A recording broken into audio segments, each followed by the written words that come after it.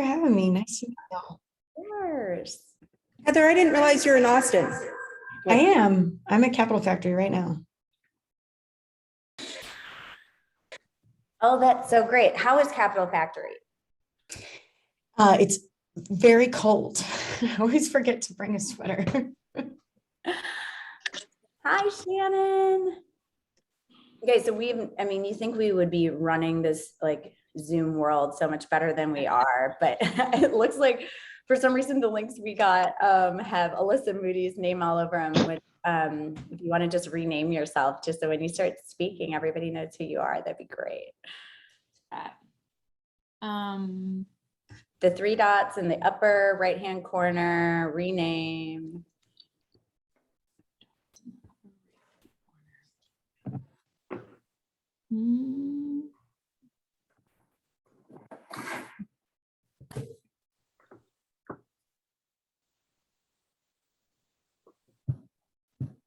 All right, hello, everyone. We are trickling in, everybody in the waiting room, which always takes a few minutes, but we are so excited to be having this town hall. It feels like it's been a few months since we've done our SKU town halls, which we are on such a great monthly cadence for doing. So, I mean, I guess that summer we had a lot of other activities going on, and now we are just back in the swing of things, tackling some topics that, so many of our brands find, interesting to tackle. So one thing that we've been doing is answering a lot of questions about finance. So this has been going on for the last couple of years, and we've found some great little nuggets of resources within our community, and that is what we're going to be talking about today. So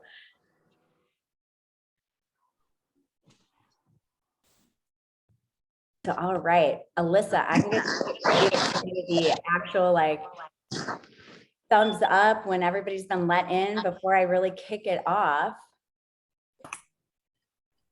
There's a few more trickling in, but all right, I think you're good to start. Okay, great. Well, hello, everyone. I'm Kirstin Ross. I'm the managing director of SKU, which has had such an amazing year. We are, so thrilled to be seeing all of these faces come in, and it's such a representation of what we've been doing as a community at SKU, touching different markets. And wanted to give you, before we get into our town hall presentation today, on alternative financing options, I want to give you guys some updates on SKU. We are thrilled to be opening up applications both for companies and kind of creating our mentor networks for our spring program. So SKU Austin will be launching in January. If you're a company interested, please apply, reach out to myself or Maddie, or go to our website. We're keeping an evergreen funnel of applications. We're also thrilled to be announcing a program starting in Atlanta that's really going to be targeting the Southeast as a region. And that's going to be kicking off in February. So applications on our website, if you say apply now, you're just going to be funneled into the system. We've got a lot of amazing mentors that have, bubbled up from our expansion into Atlanta. So we're thrilled just to be growing the mentor network, which is, really the life force of what we do at SKU. So companies, mentors, just give us a call, apply online. We'll give you some more information about what we're doing in those programs.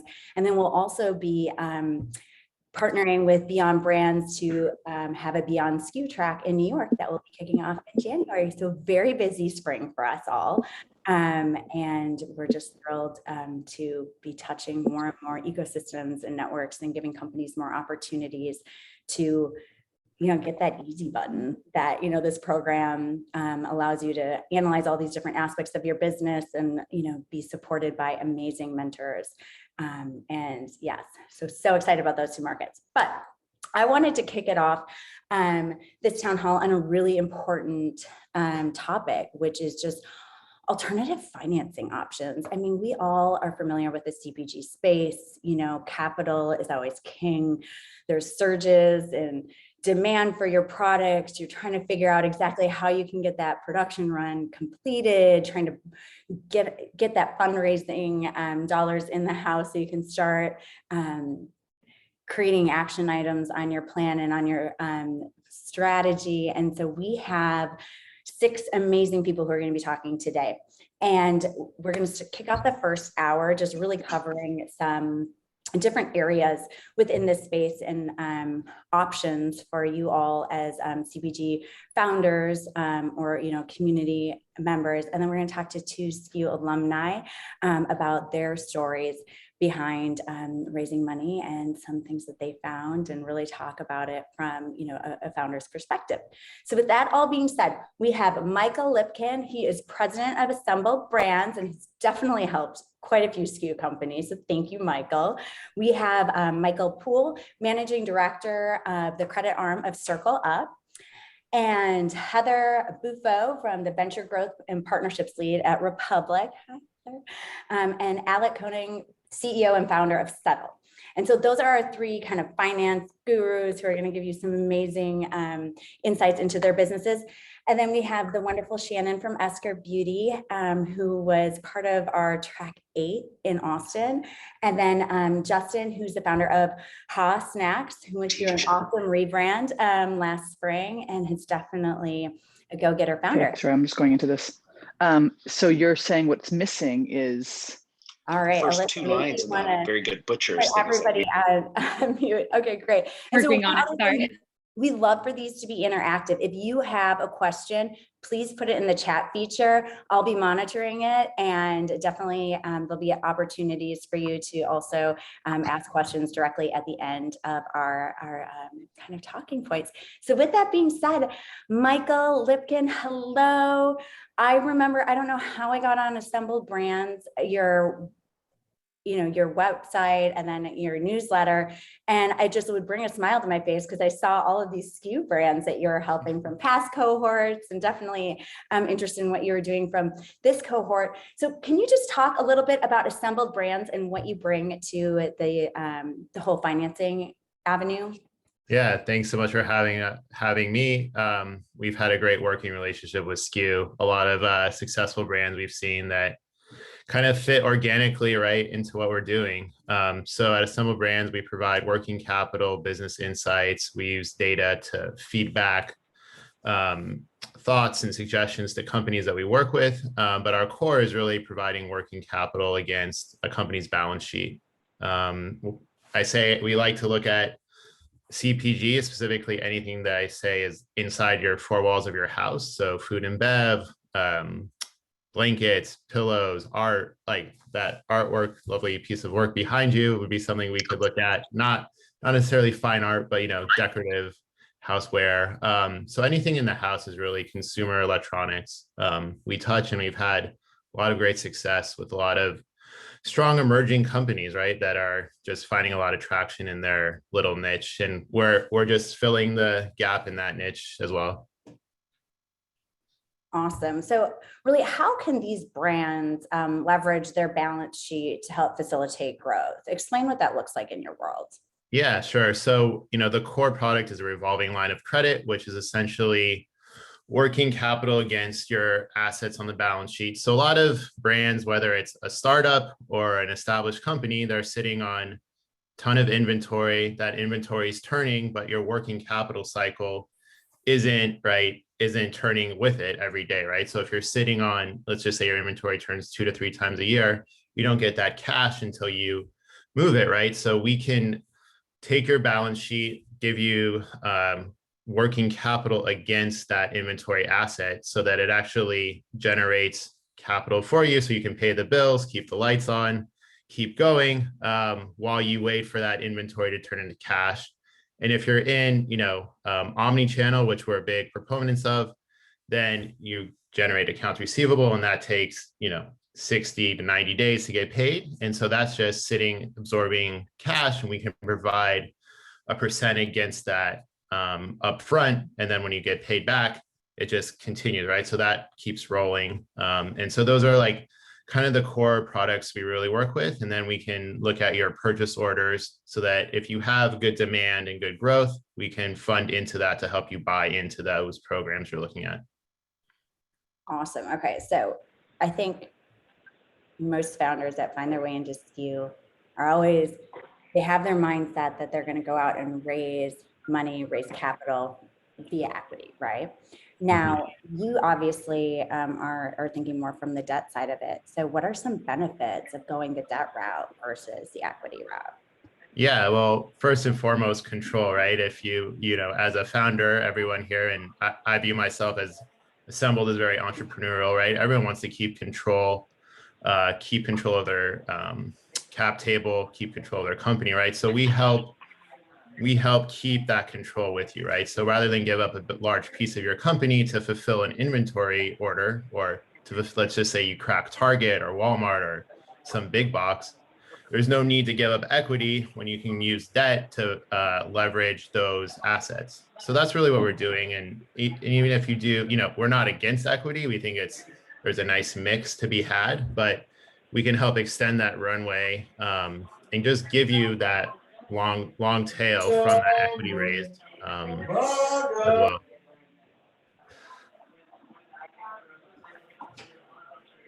Okay, that's so great. Okay, so you work with a lot of D2C companies, and I think most CPG businesses right now, you know, they're either omni-channel, they're starting with D2C, or they definitely are switching kind of their focus to maximize what they're doing on D2C. Like, how does this Ecom funding really work with this? Yeah, sure. So, you know, obviously with COVID, we saw, you know, we started off with a pure focus on ecom. COVID bumped that up. I mean, you could say 5 years, 10 years, whatever it was, but all of our portfolio got this great tailwind. But what was really great is that we had leveraged technology to plug in and extract data from QuickBooks and Shopify, Facebook, other platforms that are regularly used. So we can kind of underwrite a company in a different way than a traditional bank or another financing institution, where we can look at sell-through and repeat rates, average order value. So the kind of things that you as a founder might be looking at, we'll look at too, because we know that the challenges of early stage companies, they might not be profitable. They might be, you know, have all their cash tied up in one order. So we can look at, we call them alternative metrics to really gauge the health of a brand. And then we can use that to provide benchmarking and provide data back to the company. So basically, we're leveraging the ecom stats that you have to help us better understand your company and provide you back some data. Oh, that's so great. Okay, so talk about it from like a consumer brand point of view. When are they a great fit for you? When do they maybe need to get their house in order a little bit before they're a great fit for you? Like, what are some guidelines that you can give these brands? Yeah, usually we like to see, you know, at least kind of 12 to 18 months of traction and growing sales, right? So really demonstrating what we call product market fit within your space. So if you're, you know, let's just say you're a soap company, which is one we've worked with. If you're, you know, expanding, that was more retail heavy, right? But if you're expanding the amount of doors you're in, or you're seeing a nice incremental growth on your direct side through Shopify, those are the kind of metrics we'll look for. So really, because it's hard to say, we don't expect everyone to be profitable in their first 12 months, but we'll look at the growth line, how much, what's their CAC to AOV? Are they profitable on the first order? Are they profitable on the second order? What's the lifetime value of that customer? So we'll really dig in and see, right? There's no exact metric, but we just like to see that your company is really demonstrating traction in that space. I love it. Now, the really important question: how do brands get on your radar? How do they engage with you? Yeah, so we have a really nice portal. You can go through assemblebrands.com. It's pretty, there's just a click through. If you're on Shopify, we love if you connect your Shopify account, and that just pulls via API.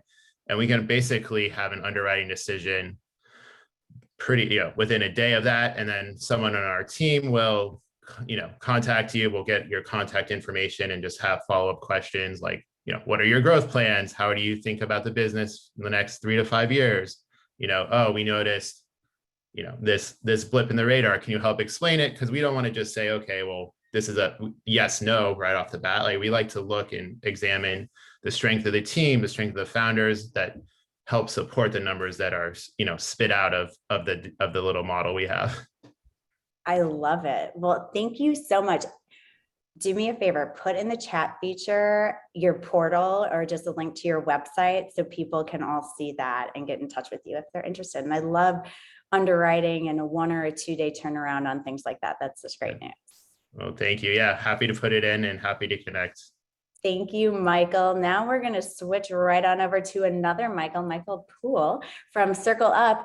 And I mean, CircleUp has been such a great partner of SKU, both on the equity side that they have and on the debt side. So do you want to just talk a little bit about CircleUp as like a big organization, and then what your the credit division does?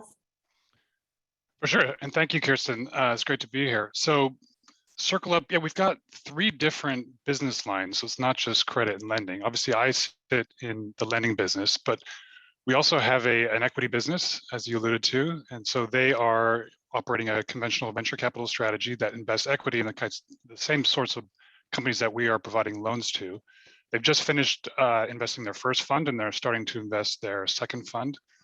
And then probably the most interesting part of CircleUp, the third business and the more nascent business, is our data and insights business, which we refer to as Helio Access. And that is essentially making available through a SaaS model our CPG related data and insights to other investors, to other brands, bigger brands, to consultants, anyone who's operating in the CPG space. I think in terms of like the differences with our approach, we, first of all, we operate exclusively in the CPG space. That's where we've always operated in.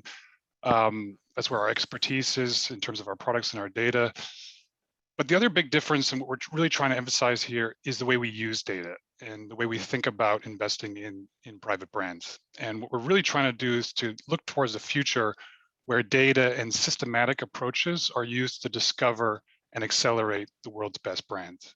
And we think that's important because if we can do it correctly, then we can cast a wider net and identify more brands and support more brands. And more importantly, we can democratize the allocation of capital and remove a lot of the biases that have historically limited capital, not just to startups in general, but of course, more specifically to minority founders, female founders, and so on. And so that just would lead to better outcomes for everybody. And will essentially bring to private markets what we've seen in public markets with the way quantitative strategies have sort of taken over in the last 30 years. So for us, that's why we tend to emphasize the value of our data platform and the value in Helio. Yeah. Okay, let's talk a little bit about that because I think it's so interesting. I mean, CircleUp's been around for a while. You have touched so many different CPG brands. So that Helio and that database that you have must be really impressive.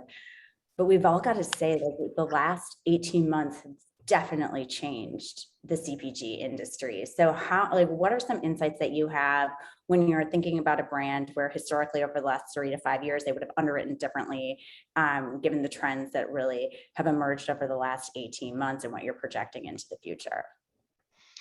Yeah, it is really interesting. I mean, as Michael alluded, we've seen just a huge boom in anything online, anything D2C related. And I think we see that as a big opportunity for us.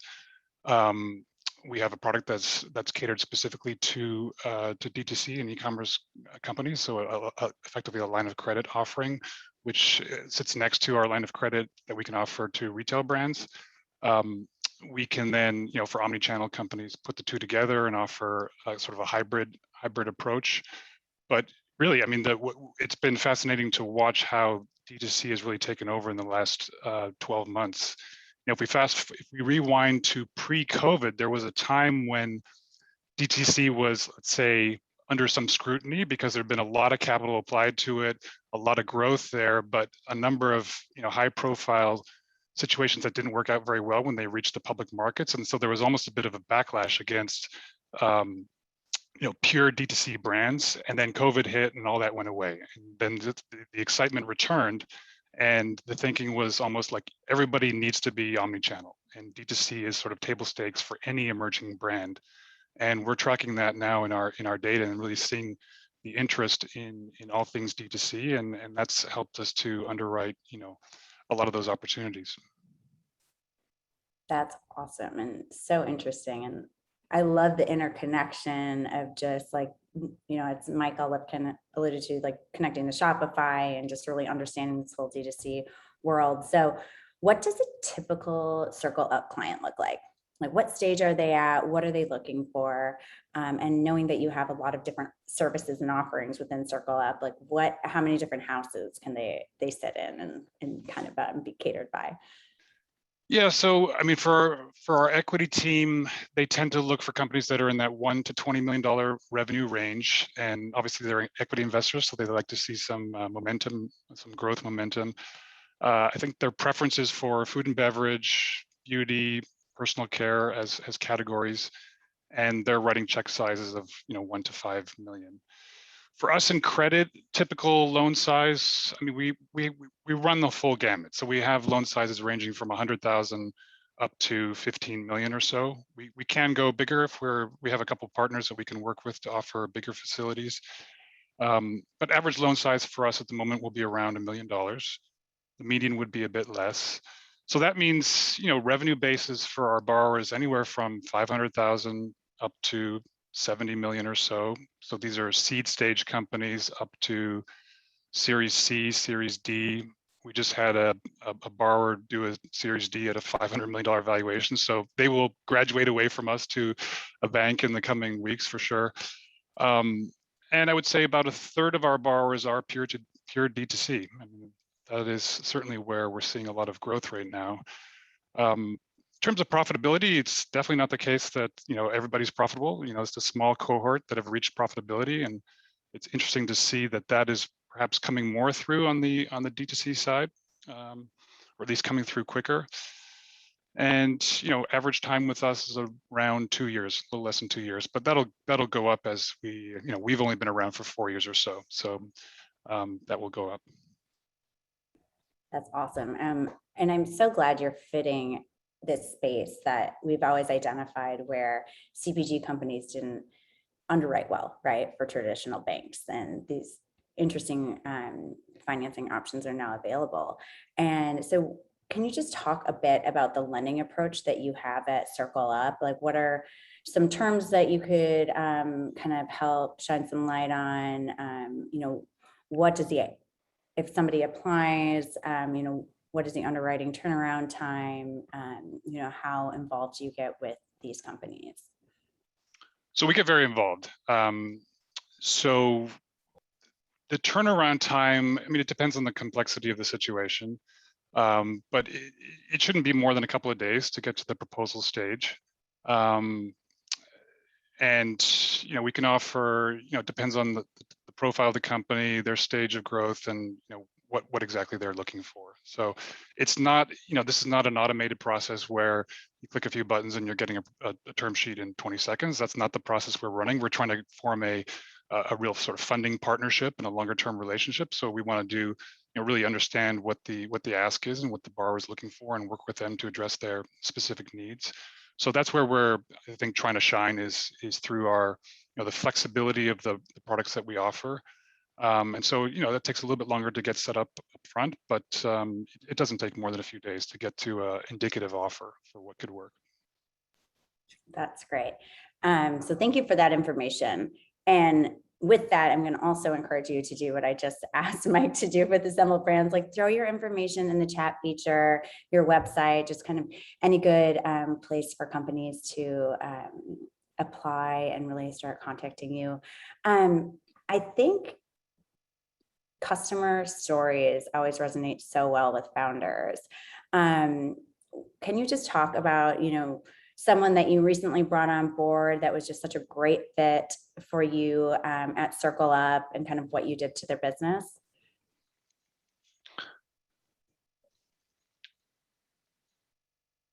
I like to think that we're providing solutions. I mean, that's what gets me excited, is when we're really sort of helping people out and providing solutions. And we had one situation recently, and I won't name the company, but it's a smaller brand that is operating pretty much exclusively with one retailer. And they were faced with the challenge of how do they finance a purchase order that they had received.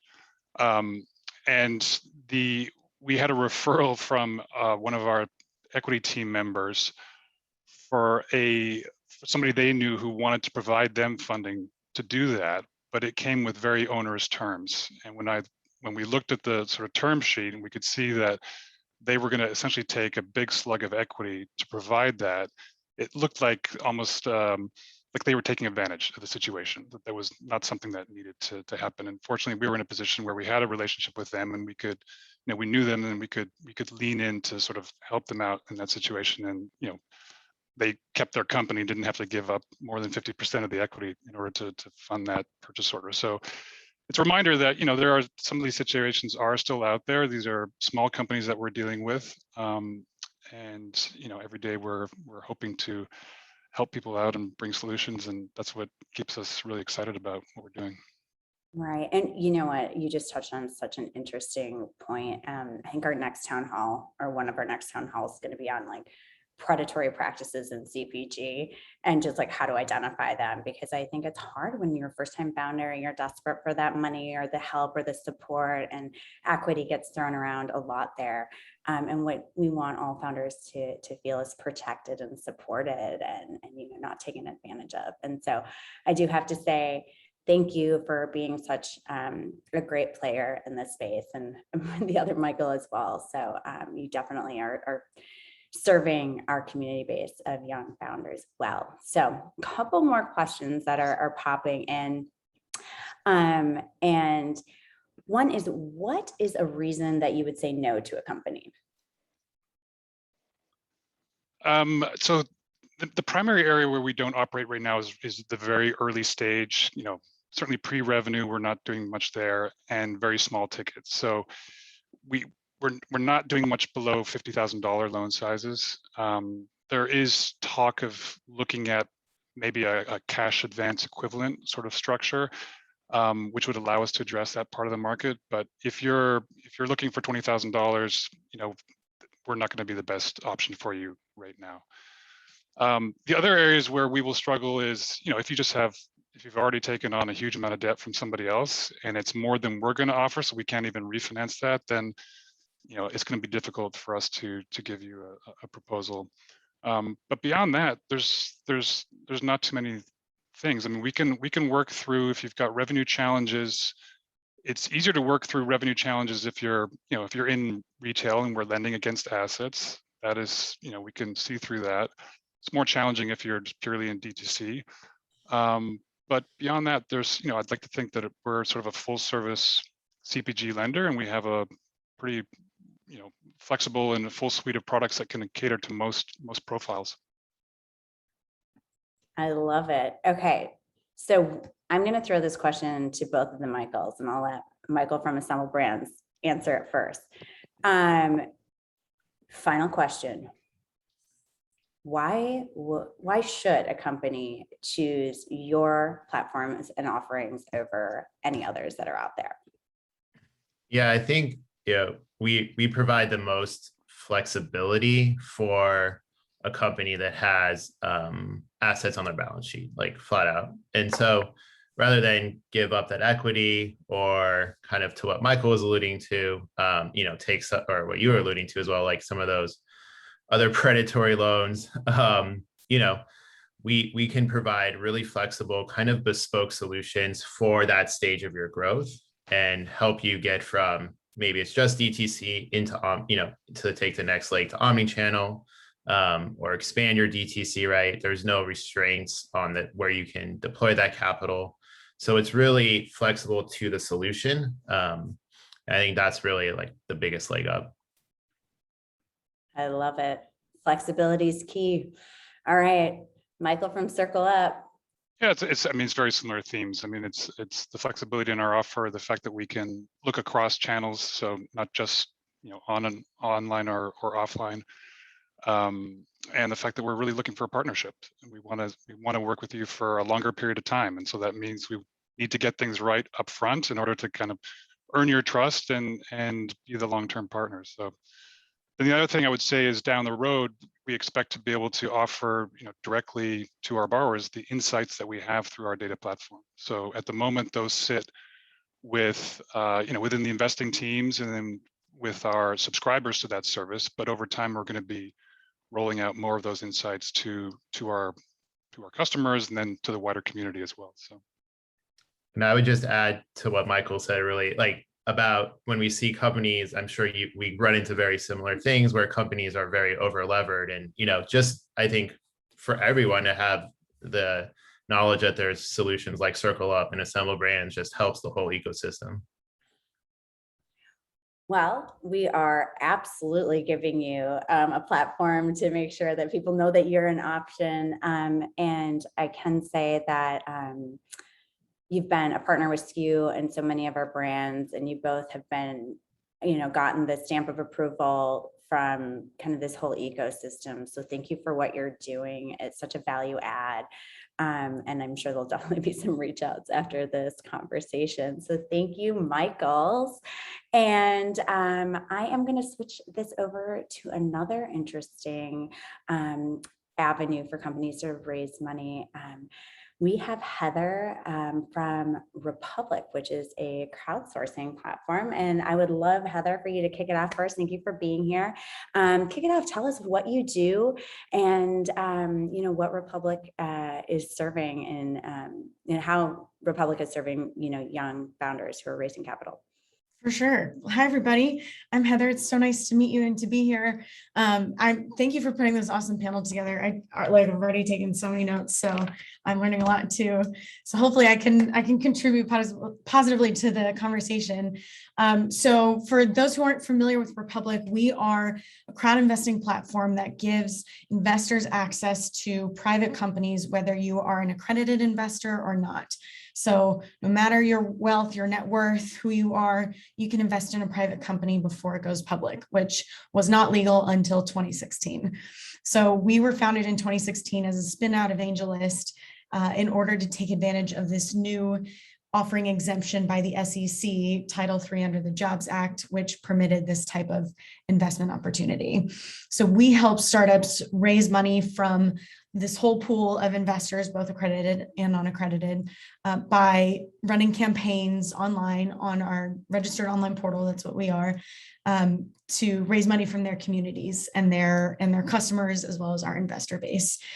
So we are industry agnostic in terms of the startups that we support. However, we do have in-house expertise in certain verticals. So local brick and mortar businesses, real estate investments, video game development, and crypto. We are able to do specific campaigns and leverage different security types and exempt offerings for those as well. So I think that the reason I work at Republic is we are on a mission to democratize access to private investing and democratize access to capital for founders. So we have a very simple diligence process. We are here to help founders get money and get it in their pockets fast, and in a way that engages a larger audience than the typical institutional investors that are very limited and can be very exclusive. Awesome. Okay, so what would you say are the top benefits from crowdfunding? And can you just talk about what it looks like if somebody goes with Republic? How does the actual platform work? Totally.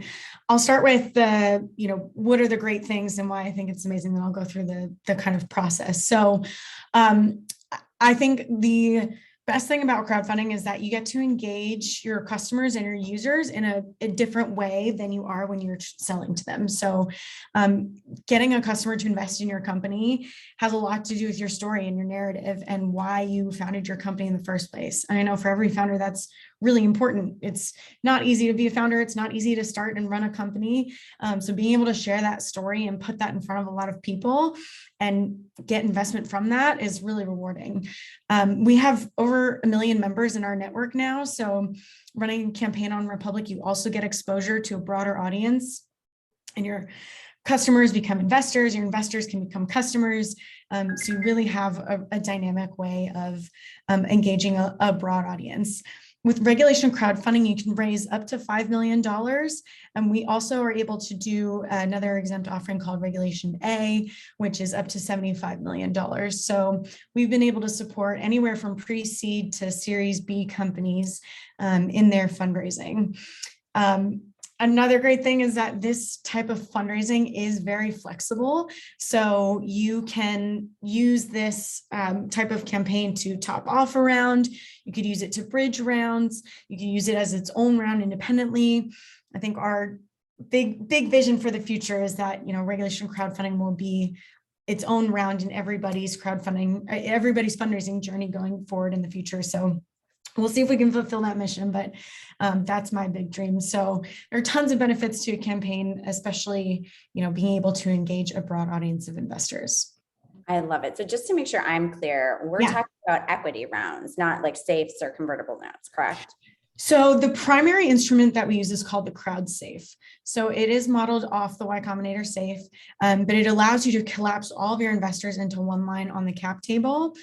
And those investors do not get information or voting rights. So of course we ask our issuers to provide updates to their investor communities, as often as possible, at least once a quarter, definitely at least once a year, but they don't get board seats and they're not entitled to any additional information. So that is what allows them to be very low maintenance investors and allows you to represent them all as one. Of course, there are some legal asterisks in there, but that is the benefit of using a Crowdsafe.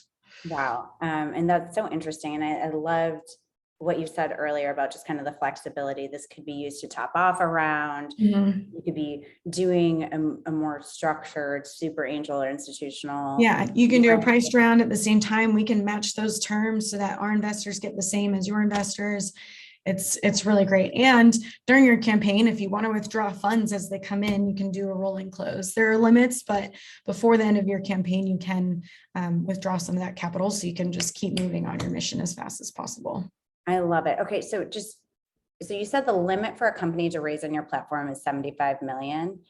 For Regulation A, so for regulation crowdfunding, or Reg CF as we call it in the business, it's up to 5 million, which is new this year. It used to be up to $1 million, and then starting in March, that was increased to 5 million, which has been huge, a huge update for us to be able to capture and support more companies that are looking for more funding. But you can also do a campaign that is up to 75 million, and that one's a little bit more like a mini IPO. You have to get audited financials.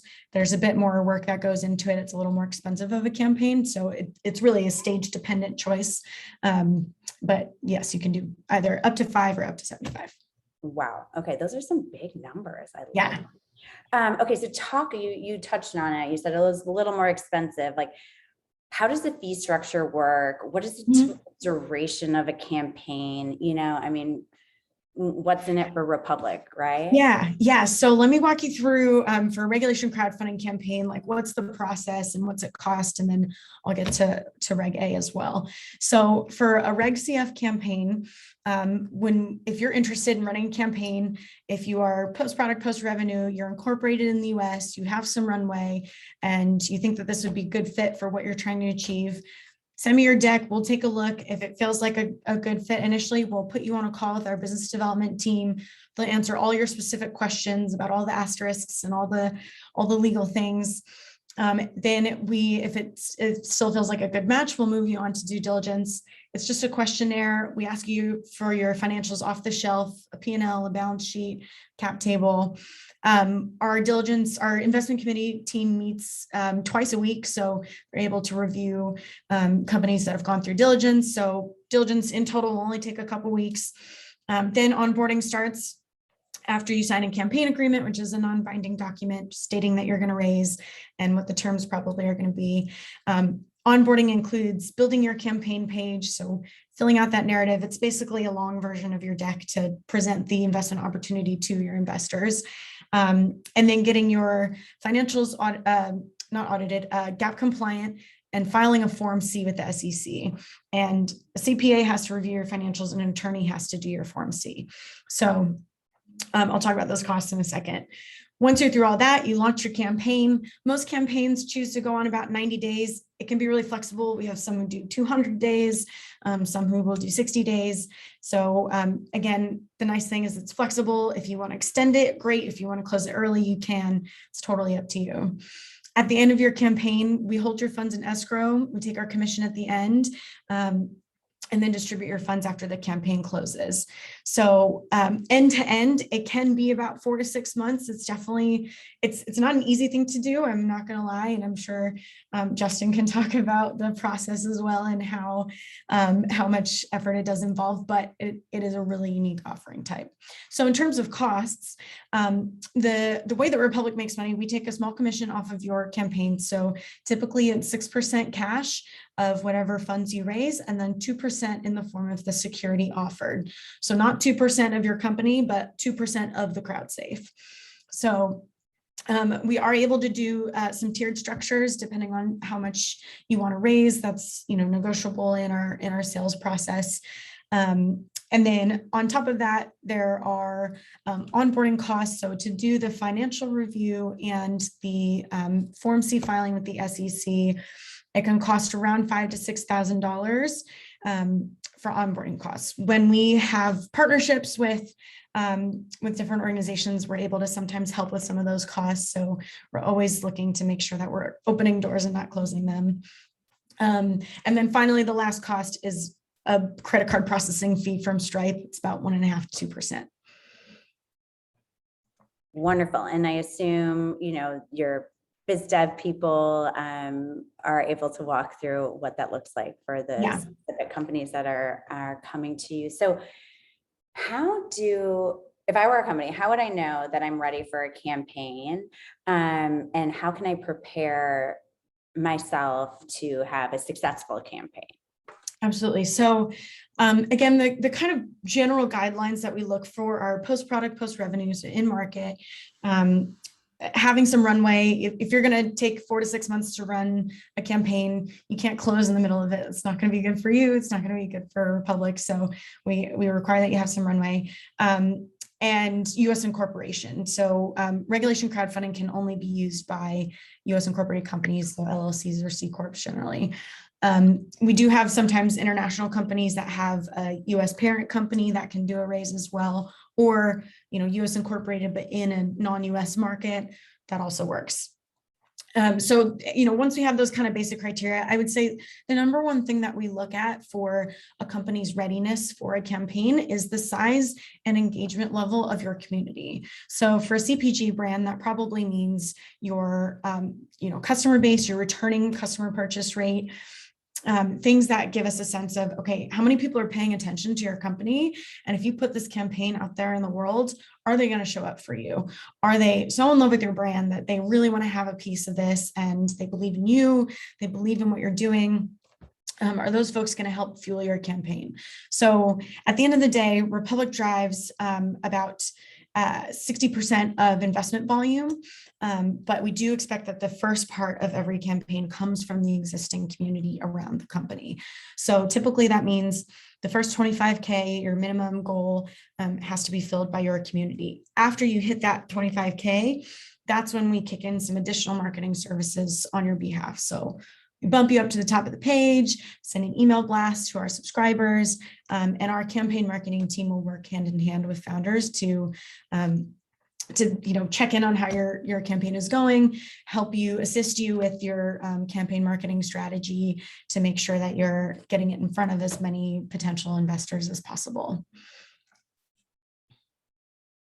I love it. It sounds like such a dynamic opportunity for these brands. And it's really fun too. Yeah, it's really fun. Like you get to interact with your investors in a way that I don't think you get in other types of fundraising contexts. So if you go to republic.co/companies, you pick any company on there, you can see there's the pitch part, and then there's a discussion board where people can ask questions, you can directly answer them. And then when people invest, they're always asked to leave a review. So they'll tell you exactly why they invested. And a lot of founders have gotten really good feedback and, people have provided reasons. They're like, oh, I didn't realize that that's why people even found this to be an interesting investment opportunity. And then they can use that information for follow-on rounds when they're going to talk to other types of investors and say, hey, we learned something from fundraising before, and this is how we're using it to continue to grow our company. And, maybe you're on board with that too. So it's a really awesome tool. Oh, I mean, that's such great feedback, and feedback that, so many people should know, because it would just make the entire investment and the fundraising aspect of a company go smoother. So what would you say like a successful campaign looks like? And, is there a certain type of company or that does better with these campaigns? I know you said just like naturally having a broad reach of like kind of core customers or core stakeholders in the business, but just maybe talk about some of the dynamics of a campaign. Yeah, so I love this question because there unfortunately is no like exact formula for how to run the best campaign and always raise at least $1 million. If we had that formula, we'd be like way richer than we are right now. But I think what really makes campaigns successful are a few things. So one, attentiveness to the process. Again, it's a really long process, and it truly, and I think Michael Poole mentioned this as well, like it truly is a partnership when you work with us. So you're going to be talking to us on a very consistent basis. There's a lot of back and forth, but really like we want to be as supportive and helpful to you as possible. So making sure that you're putting a lot of energy into these campaigns, I think is really critical. And being really thoughtful about how you're doing this campaign, how you're running it, because you're talking to a broader audience of investors who might not be only CPG investors. You might capture some CPG investors who are using the platform to diversify their investments, but you might also be capturing people who are brand new to the space and just really love your product and really want to help you. And so being able to communicate not only why is your product so great, but why is your business a good investment opportunity? So it's a really interesting exercise. So I think the more thoughtfulness you can put into that ahead of launch, of course, is really critical. And then of course, marketing is super important. We don't require that anyone puts in additional marketing spend. I think most companies choose to. I wouldn't say there's like a threshold of like, if you spend at least 10K in paid ads, you'll get X dollars more. It really varies per company. Sometimes we have companies where we're like, oh man, they're going to be great. Like they look like the best opportunity. They're going to raise so much money, and they don't raise that much. And then sometimes we're like, oh, this company's kind of an edge case, but founder's great. Like we'll give them the benefit of the doubt. We'll push them through, and they do phenomenally well. So we don't have the secret sauce, completely identified yet, but I think those are some of the things that make campaigns really successful. And I think the founder energy has a lot to do with it. Honestly, I couldn't agree with you more. Even when companies are coming into SKU, I'm like, okay, I just don't know if I understand this. Like, is there going to be customer demand and then all of a sudden I'm like, they're wildly successful, but really the core aspect of it all is usually just like a founder who's really got that magic touch and has the ability to pull people in both individually, and they're doing that as an extension with the brand and what they're putting out there. So thank you so much for all of this information. If you could just throw in the chat feature, the best way for people to contact you. I'm sure a lot of people would be interested to understand how this could work for them as founders. And so thank you, Heather. And we are going to move along to Alek, who is the CEO and founder of Settle. Hey, thanks for having me. You are one of Alyssa Mooney's clones, but that's okay. We'll know you're Alek. So why don't you, well, first off, thank you so much for being here. Could you just talk about Settle, what you guys are doing and how you're operating in this whole CPG ecosystem? Sure. Yeah. So we started in November of 19. So the core product is a payments and accounting platform. So we effectively replaced Bill.com. So we're handling customers' invoices, sending payments to their vendors, recording that into their accounting software.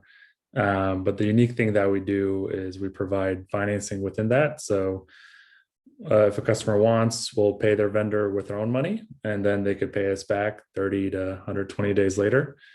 And then on the flip side, as these companies scale, we'll start going into B2B and wholesale channels. So we'll do more typical AR factoring. So we'll buy their invoice, let's say from a Walmart or what have you. so we could get them paid sooner, and then we'll collect directly from the retailer. I love it. Okay, so factoring is an interesting concept. I feel like I have the highest level understanding of it. Could you just really go into the nuts and bolts and the details of how it works, both, you know, especially from a company's point of view, but maybe how it also just kind of is used as a tool within the broader distribution ecosystem?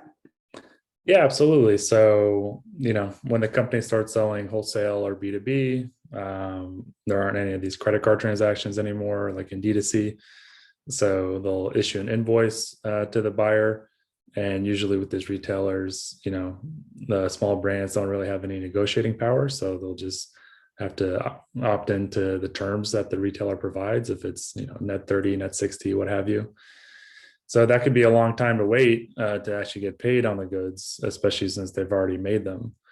So in this way, we could kind of slide in and buy that invoice from them to give them cash immediately, so then they could reinvest that into their growth for new product lines. And then we'll just go collect directly from, you know, the retailer whenever that payment comes due. Okay. So how do I qualify for this? Is there a minimum on receivables? Is there an amount of cash on hand I need to have? You know, what do I need to prepare myself for to make factoring an option for me?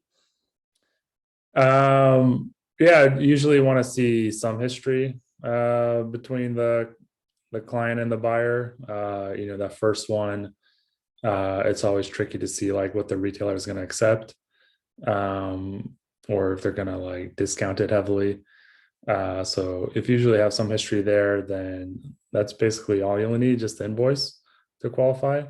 But since we're helping a lot of the customers we work with really start that production, which happens, you know, before the invoice, then our customers will connect their bank account and their QuickBooks, and then we'll underwrite the customers that same day or next day, just to give them a little bit cash flexibility on actually getting these purchases from the supplier, you know, to their warehouse.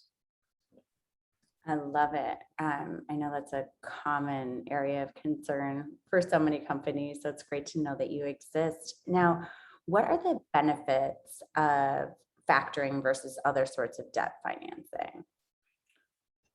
Yeah, for us, it just gives a lot of flexibility to the customer. So, you know, there's no long-term agreements or arrangements. You know, you could use this for one factor and then never work with us again, and that's fine. So it's just kind of the most painless way, I guess, of doing it, and fairly quick as well.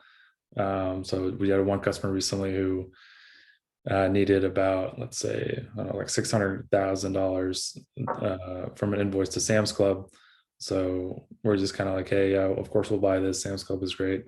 And then, you know, they're able to reinvest that money into their business, and then we just collect it from Sam's Club, you know, 60 days later. So yeah, you know, we're just trying to provide the most flexibility. So if you want to work with what's in the long term, great. If you just want to do one-off, fantastic. You know, we believe like the owner should own their business and make the decision. So we definitely don't want to like restrict them or constrict them from doing anything. I love it. You said such great words there. You're like flexible, quick, and I can't remember what the other one was, but it was just, I mean, I think that's what everybody wants to hear. I mean, just the fact that they can use you for a specific, you know, a specific problem they're having, or kind of work with you on a more global basis is just wonderful.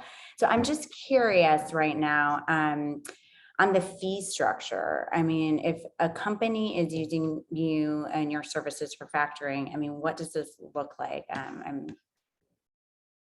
Yeah, it depends on the length of the time that money's going to be outstanding. So if it's 30 days, it's usually around 2%. If it's 60 days, it's usually around 3.5%. So just to give people a sense, but we could do longer, we could do shorter, we could do anything in between. There's like, when you think about pricing, there's like two parts of it. One is like the risk of it, and the one is like the cost of capital. because we also borrow money. So usually as you just go longer, like we already covered the risk of it, so now it's just about increasing the fee to make sure we make our money back from the money that we borrow ourselves. Good to know. So a couple of questions that are coming in the chat. Does a company have to be profitable for factoring? No. Most of these companies aren't, especially since they're growing. So that is not a requirement. Do we love seeing profitable companies? Absolutely. But since a lot of these customers are growing from 0 to 1 and beyond, many times it doesn't make sense to even be profitable. It's good news for a lot of these young CPG brands. Now I'm just, another question, is it correct that if I get a massive order from like, just say Target or Whole Foods, could I use it to factor on one massive PO until I've raised an additional equity round? You could, but it'd be tough for us if that was like your first order with the retailer. If it's like your second and third and they've already paid you before, then it's much easier for us to do that. If it's your first order and you really need that money to like buy goods to fulfill that order, then we'd probably do the extended payment terms product where we're paying your supplier. And on that one, we're more underwriting like the business itself. So we think that's probably a better fit. But as you develop that relationship with the target, then we could slide in and just do more typical factoring if that's what the customer wants. Yeah, no, absolutely. Okay, really good to know. Are there any hard no's for companies that are trying to get factoring?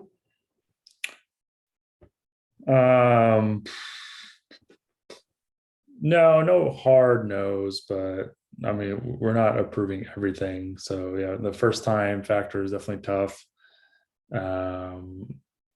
Or, if the company is negative on their bank account balance, that'd be tough too. So just some of those types of things that we look at that would be knocking customers out. Great. Well, thank you so much, Alex. Sure. I'm going to ask you to stick around for questions because I'm sure there's going to be some at the end. I love that there are just all of these options on the table, because I think what happens so often in CPG and just all the founders, I mean, we so quickly go to just like, okay, are we going to raise money via convertible note, or are we going to go out and just, get a price round? And just even understanding that there's other tools to use to get that growth and to really just feel that growth is so important. So thank you guys all for talking about what you guys do. I'm sure there'll be a lot of questions coming in. Alex, I can't remember if I said it or not, but definitely throw your information in the chat feature so people can use it. And I am going to switch over kind of the tone of this discussion to some companies that have gone through SKU, who actually sought out, used these companies, used various instruments, and they're usually the ones who are bringing it back to us at SKU, and they're like, you have to know about this group because they found them, and we're just collecting all of the friends and support systems in this whole ecosystem, and we're all just trying to figure out the next best ways to get our companies going. And so we have Shannon Davenport from ESKER Beauty. Hi, Shannon. Hi. How are you? I'm great. Good. Okay, well, why don't you just do a quick little pitch of your company, of ESKER, talk about what you've been doing post SKU, and we'll go into just kind of what you've been doing as you've been raising money, as ESKER's been just rocking over the COVID season. Thank you. So I'm Shannon Davenport. I'm the founder of ESKER. We are a premium body care brand. What we're really trying to do is help people turn their bathroom into their personal sanctuary. So help encourage them and enable them to do skincare for their body that also is good for skin health and overall mental health and general wellness, and really just giving people permission to do self-care. So that is our mission. I'm super happy to be part of this because if I wasn't on this panel, I would be tuning into it. I finished SKU, time is very bendable these days. It was I was right before COVID. I know that. Well, I was like, and you also just had the baby, so take your youngest child and right. I got to do the math. So we basically, I was a SKU company coming in, not a lot of revenue. I want to also just be really helpful as possible as a founder, because I definitely, for anybody on this call, I definitely consider myself not a traditional founder. So I did not go to business school. Obviously, I'm a woman. I'm a solo founder, which makes things a lot harder, especially solo female founders have a much more difficult time to getting capital. Even if there's a female founder and a male founder, it's much different. So I have been learning as I go, and this is just so incredibly important, I think, to be talking about this and to be talking about this in an open way, because I have basically just closed my first pre-seed round. So we raised $500,000 from institutional investors. But to get here, I have to say, is like incredibly hard. I would say the last 6 months that I was like raising institutional capital, like were probably the worst 6 months of my life. It was horrible, especially as a solo founder. And especially as a mom and whatever, all the things going on in the world, like it really genuinely is very hard, because you get so many no's and you just feel like you're pushing this rock uphill. I also have just in general tried to be like, talking to other founders, talking about what works. And, I think understanding everybody comes to this pathway from a different place, right? Some people have family money, some people have saved up a lot of money, some people can go to friends and family for capital and kind of bridge this gap. I did not really have that option. I don't have a lot of friends and family who can just kick me, chunky checks. So we have basically been super, super gritty, super bootstrappy, scrappy, like by hook or by crook. We got to get the cash that we got to get until we get the milestones that we need to get. And I'm happy to be on this particular call, because I actually have talked to every single one of you guys. CircleUp, Settle, Alek. I will sing your praises in just a second, because I'm obsessed with Settle. And I heard about it from other founders. That's always a great sign. Republic, we've been in touch with you guys, and Assembled Brands, we've been in touch with you guys, and who else is here? Is that it? Anyway, I've been in touch with everybody, because I think what we need to understand, like, again, it depends on your business, right? It depends on your stage. The most frustrating and hardest part when you're a founder and you're trying to get that to that momentum point is that when you need money the most, you can't get it. You cannot get it. When you don't have any money and you need traction, you need to have traction to get money. You can't get the traction without the money. So this is just where it comes in of like, you should just be, depending on where you are in your company life cycle, you should be talking to all these guys. Like you should be having conversations with every single one of them. My very first loan that I got was Shopify Capital. Well, first of all, credit cards. Necessary evil. You gotta have some credit cards, get what you can. Shopify Capital is amazing. It's 2 clicks, boom. You don't have to put out any, mine was like $5,000. And then after I paid that off, it was like 10 grand. And then now I'm eligible for, I think, about $100,000. But of course, now that I'm eligible for that much, I don't need it. And so that's that whole thing. But I think you really have to, there's a story about Apple in the 70s about how, their cash flow got into such a difficult place that they almost went bankrupt. And so what they had to do was go back to their wholesalers and really firm up their terms that they were collecting on their invoices in a timely manner, because, running out of cash is serious. Running out of time is serious. Like these are the things that can put you under. So there's going to be, every single type of these types of funding are, there's a cost to all of them. And we are going the VC route. But you know, I wouldn't have wanted to go out until I had that traction where I could be, you know, actually having like leverage with some of the investors that I was talking to, and I could prove to them that, hey, we've made $1 million, we're on a track to make $1.5 million, this is how we're going to do it, we have a marketing budget, et cetera, et cetera. And what's difficult about CPG is because we have this inventory buy, right? It ties up all of our cash. And, you know, that's what really makes it difficult. So one of the best things that I've ever done was Shopify Capital. I was talking to another founder a few months ago, and I was saying like, I'm doing this subscription box. It's an $80,000 PO. It's not big enough for a lot of these companies. And I'm not big enough. I'm not at that, at the time I wasn't at the $1 million mark. Like, what do I do? And she told me about Settle, and Alek, like, I was like emailing you guys that same day. You guys emailed me back that same day. We connected, literally connected our bank account, connected our Shopify. Boom, we had $150,000 in credit.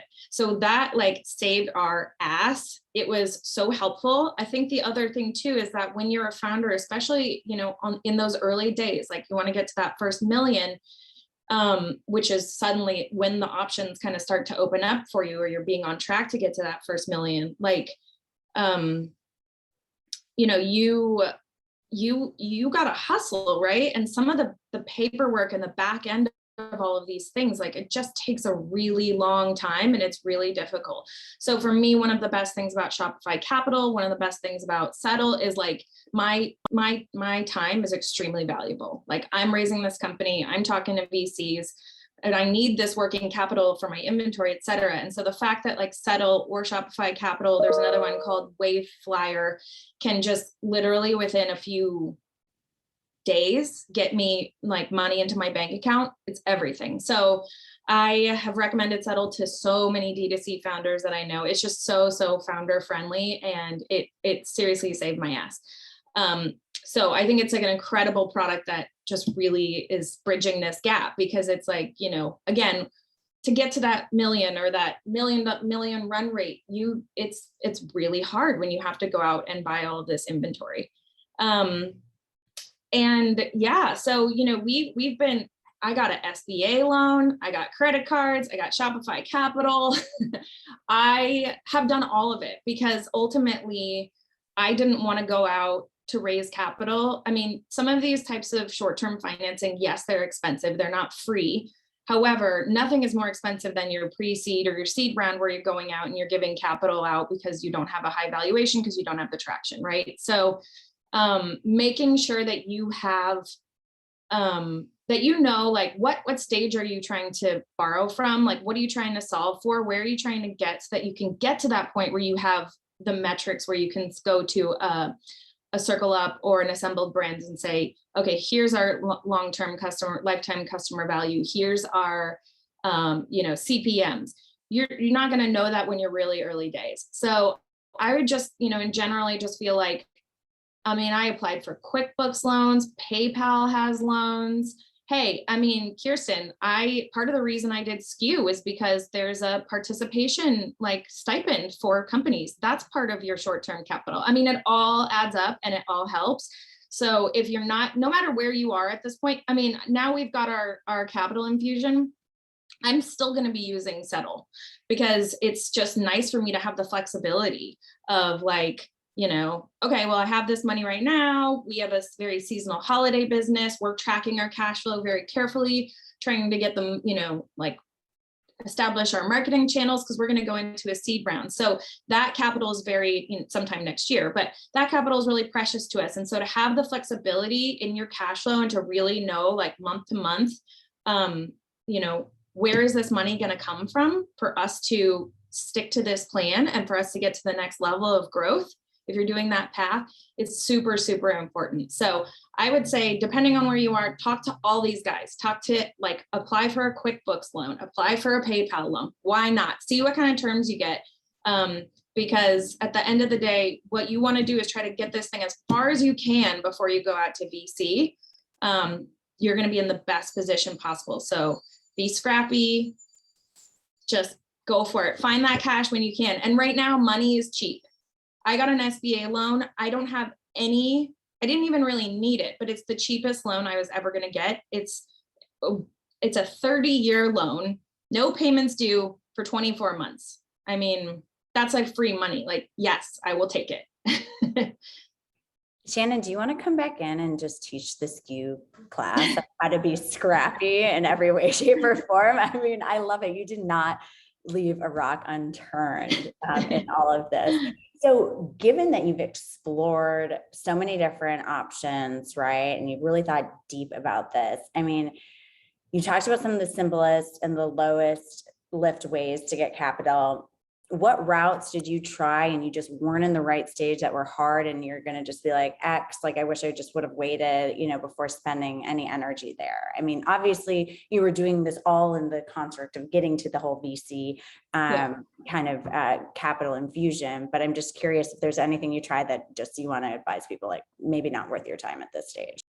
I mean, I think, you know, at the end of the day, right, it's going to depend on you. Like, I am the only person running my company day in and day out. So there's some things that are worth my time and there's some things that aren't. So, I mean, you can always go and like also look for a traditional line of credit at like a Horizon Bank or a local bank. I did bark up that tree a little bit. And frankly, it was just like too much work and I just do not have time. I'm already like doing too many things. I think for us, like when we were talking to CircleUp, we weren't big enough, and you know, that's okay. And we have that relationship and it's great. And same thing with Assembled Brands, we didn't have enough traction, right? So I think like knowing when to pull each of these levers based on your revenue, based on how you want to use also this money, right? There's a lot of different things too. I think you need to be strategic with what you're using this money for. So like, Settle is the best for, hey, I want to get I have this terms with my manufacturers. I need to get my product out so that I can ship them to, you know, Net-a-Porter or whatever. I need to pay the deposit on my product so I can get my product released so that I can send them an invoice. That's like going to work really, really well for me. If I want to spend money on like, you know, my Google ads or my Facebook ads, there's another option for that too. So like say, you know, I'm like, okay, I really want to, going into the holiday season, I really want to, you know, kick up my SEO. Well, there's one tool called ClearCo, and they kind of operate like Shopify Capital. And so they will basically advance you the money and you pay it back out of your daily sales. That's how it works with Shopify Capital. And then they'll give you a 3% discount if you're spending that money on Google or Facebook. And that 3% adds up, right? So, you know, I think no VC ever wants to hear that you're using their money to like buy inventory. And you shouldn't be giving up equity for money to buy inventory. That's not what you're giving up equity for. You're not even just giving up equity to get cash, right? Like you're giving up equity to bring people into your company that are going to help bring you into a seed round, that are going to help guide you, help support you, help connect you with people. That's why it's worth it to bring in VC. So I think you need to think about, you know, cash. And I think we'll probably always have try to have some line of credit or working capital line where we can pay for inventory, because we want to use the money that VCs bring us to, you know, hire, do more strategic things with. So I think digital marketing, there's a lot of options, and everybody needs to be doing digital marketing. And, you know, like if your digital marketing is not working and you're losing money, you know, I see Carolyn Lowe on the call, like, don't do that. Don't bleed cash. Just stop and figure out what you're doing, because there's no guarantee, right? Like you put that money into Facebook or Google, and if it's not being used properly, it's gone. But which Carolyn helped me realize, we're not doing that anymore. But I mean, I wasted a lot of money like that. So just watch, you know, be super precious with each dollar and think about what you're going to use it for, and find the right alternative that is for that type of funding. I also think there's things that like I didn't know about, like that Carolyn told me. We're spending a good chunk of money on Facebook and Instagram. They have terms. You can apply for 30-day terms, right? At the end of the day, even that's something you should be thinking about. Going back to that Apple example, like having access to your cash is what you need to get yourself to the next level. So, hopefully your margins are good, but if your money is like all tied up in your inventory and in accounts receivable, like you're in a bad way. So just explore all of those options. There's just a lot. And I feel like this is a growing part of retail technology right now, which is all these different fintech options. And I think it's awesome. It's a really good time to be a small startup. And there's just so many different things available to you. Shannon, you are a wealth of resources. I'm sure everyone is like, if you look in the chat feature, everyone's like, wow, this is so enlightening. So thank you for just always speaking from your heart and being such a savvy founder where you're exploring these options and really finding the best partners and being able to so clearly communicate, what the process was like for you. So thank you, thank you, thank you. I will see you. Pleasure. And now I want to turn it over to another one of SKU's alumni. Used to be Macro Snacks, now it's Ha. Justin is an absolute rock star. I would suggest everybody go order his products on Amazon right now. They're amazing, they're delicious. And Justin, you went through the last SKU Austin program. Tell us a little bit about your company, your story, and I think you had some experience working with Republic. So just to kind of tie the loop, just talk about where you've been post SKU. Yeah, perfect. Thanks, Kirstin, for having me. It's an honor to sit alongside all these wonderful people on the call. My name is Justin. I'm the founder of Ha Snacks. We make healthier alternatives to traditional legacy brand foods and snacks with providing plant-based protein and better crunch and flavor for like the products that we're trying to replace. And yeah, I really just felt like I listened to my founder twin talk because I literally have been through everything that Shannon has been through. So I won't sort of wax poetic on all of my struggles, but Shopify Capital, Settle, Clearco, SBA loans, obviously SKU was a lifesaver for me when I got in because I needed that $20,000. Just all sorts of ways to be scrappy and figure out how to keep the lights on. And yeah, we just launched a Republic campaign about 2 months ago. So super excited about that. We've raised about $60,000, which is great. And, like Heather said, that first 25,000 we got in like the first 4 days, and that was from our community. So it's really important to make sure you do have that community in place if that's an option that you're seeking. And I think overall, like about half of what we've raised has been through our customers, our mentors, our advisors, friends and family, people like that. I love it. And so what is your campaign? What does the campaign look like on Republic right now? How much is out there? What's the duration? Is it still open? So we're trying to raise right at like 450,000. We actually have a cap on our campaign because we did another crowdfunding campaign last year on Start Engine. So there's different rules that apply if you do 2 raises within a 12-month period. But we've raised 60,000. We have about 200 days left. So we've got some time. But it's a lot of work. I will give Republic credit. They're a lot more founder friendly than other platform that I mentioned earlier. And from a fee perspective, it's a lot better for companies. So that's been one of the biggest benefits from Republic. Awesome. Well, great feedback. I'm sure Heather's, gonna give you a little break on your next funding round for that. Nice plug. So thank you for that. So, okay. You mentioned that you and Shannon may as well be founder twins. You talked about some of the other areas that you sought for financing options. Anything else you want to highlight about one that really fit where you were in your stage of business, and maybe describe where you were in your business when you utilized them as an option? Yeah, I mean, I'm going to sound like a paid spokesperson, but I'm not. It's just these people have created wonderful vehicles and instruments for founders, so it's going to sound like that. But last December, I was in a pinch. I had no money, or at least not enough money to run inventory. Kind of like what Alex talked about before.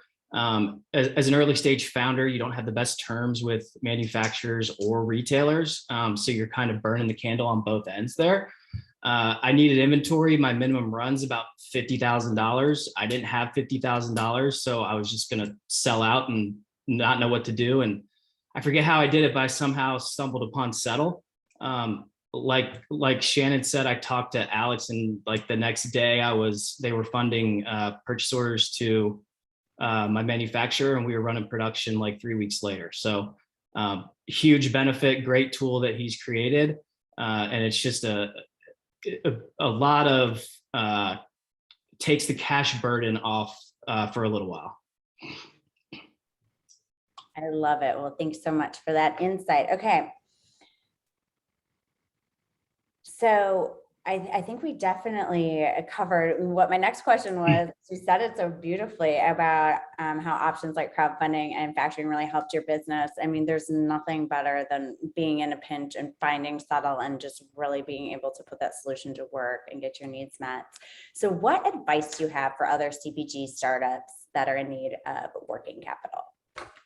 Yeah, I mean, they're like, I talk to my mentors from SKU about this all the time that are obviously older than me and didn't have these options available when they were running businesses. So they had to, really find different ways. I think there's so many ways that you can figure it out now that you just have to find out what solution's best for you. I'm in kind of the same situation that Shannon was in before she raised her $500,000 that she just told us about. People want to see traction. I don't have the cash to get the traction. So I'm kind of like stuck between a rock and a hard place. So these options really allow me to do that. And it's been a huge benefit and a huge help, and will get me to that point to where then I do have that traction to go out and raise a proper round.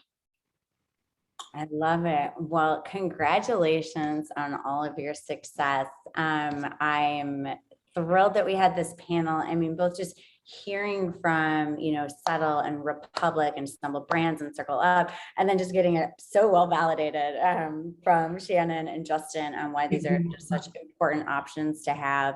I appreciate you all. We do have a little time for questions. If anyone wants to throw anything into the chat feature, or, feel free to take yourself off mute and ask any questions directly. I'm going to open it up now.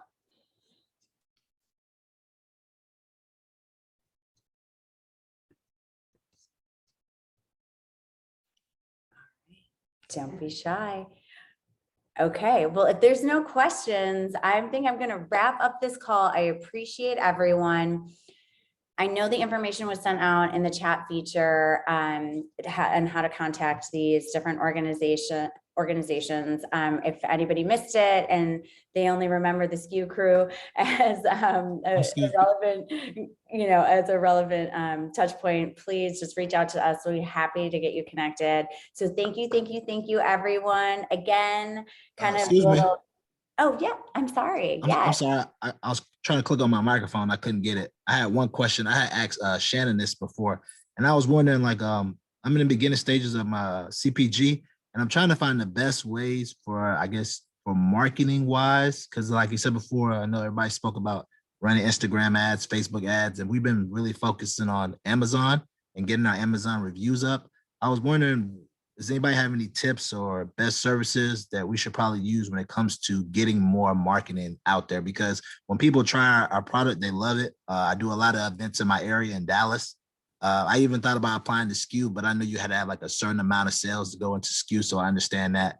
But since we're small and we're kind of scrappy, like you said before, we've just been going to a lot of events wherever we can go. Dallas, Houston, just setting up shops, selling, doing everything we can, and people like it. But we seem to be running into the whole just getting the word out there more. And I want to know if anybody had any places or ideas that we should, look into in the sense of, spreading the marketing dollars or the word out there to get more of a buzz for it. Because I know once people hear more about it, then they'll buy. Just like on Amazon, we've been able to get the reviews up, word of mouth, and just running more ads every day on Amazon. So I just wanted to ask about that. I definitely have a suggestion. I think this is could be a whole topic for a whole different other town hall, but obviously the digital marketing piece has been changing really quickly, and iOS has been changing, all the iOS privacy things have been changing digital marketing quite a bit. And I think I work with Carolyn, who's here on the call, and I think she would probably say something similar, which is that if you're just starting out, putting your precious cash into digital marketing isn't necessarily the first step. I personally am all about like right now, like owned contacts, right? So doing giveaways where you can get emails. Email marketing is like such a sleeper like channel. It doesn't sound sexy, it doesn't sound exciting, but it's once you have that email, right, that's your contact. You don't have to pay for those eyeballs. You have them, you own them. So like working on your email list, even if you're out getting events, like collect those emails, get people to like opt in, get them into your set up a welcome flow. Like if you do anything, once you get somebody on that thing, like set up your flows.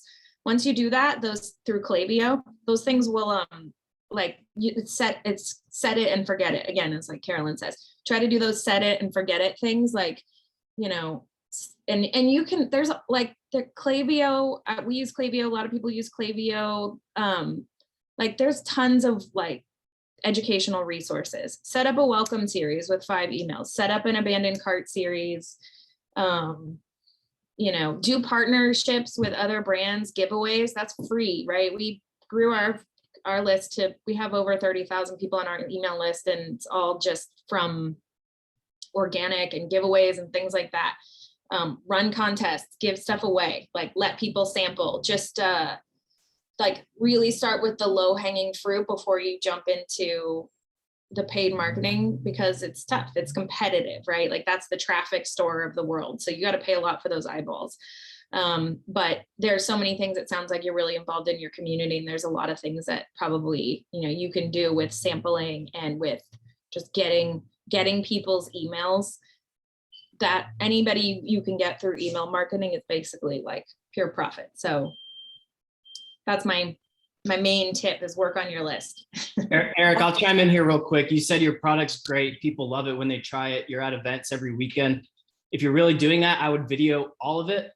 And then you have tons and tons of content that you can repurpose and put it on TikTok, because organic growth on TikTok for like UGC type content, you'll go viral, and that's how people will find out about you. If it's good content and people really like it, like you say they do, put it on TikTok every single day, because organic growth right now on TikTok is huge, and it's available, and it's not on any other platform. Yep. And if you're making that content, push it out to Instagram and to your emails too, because you already have it, so you want to repurpose it. But yeah, I think like good content, viral content, like getting people involved, tagging people, just like, you know, social is free. It's not easy, but it is free. So.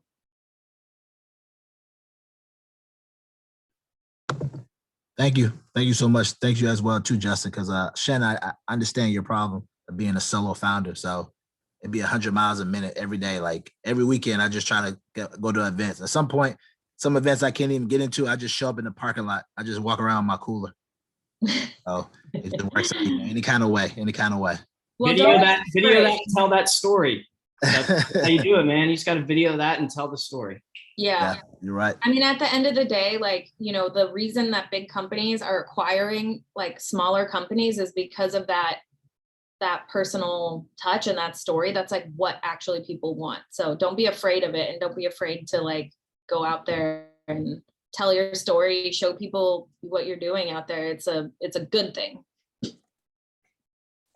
I love it. I'm watching Carolyn, even with the mask on, like nod as Shannon's talking. She's like, yes, my mentee is now mentoring. And she did put in a nice plug of another thing that we use all the time at SKU, just from like a SKU perspective and through the companies, is whatever your local college is, there's these brilliant, young, super savvy. They can text and their thumbs fly faster than I can ever imagine. They're cheap and they love helping out with social and marketing in general. So don't be afraid to, reach out to whatever marketing department is. You know, we have some resources at University of Texas, but yeah, they're scrappy, they're fun. They get creative in ways that, you know, you may not have the energy to, or, I mean, I still can't figure out how to get onto TikTok, which apparently is a really big deal. I'll help you, Kirstin. Thanks.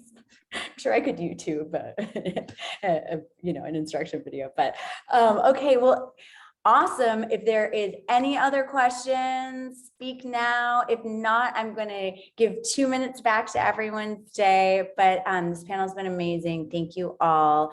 And we're so excited about this network of community, both from a mentoring perspective, companies and resources like, you know, the 4 companies who we're talking today that are leaning into the SKU community. So Austin and Atlanta, we're ramping them up. If you have a company that we should be talking to, please let us know. We want to find some more gems like Shannon and Justin. And if you're interested from a mentoring perspective, just raise your hand and reach out to us. So thank you all. Thank you, panelists, and you have a great rest of your day. Thank you, Kirstin. Thank you, Michelle.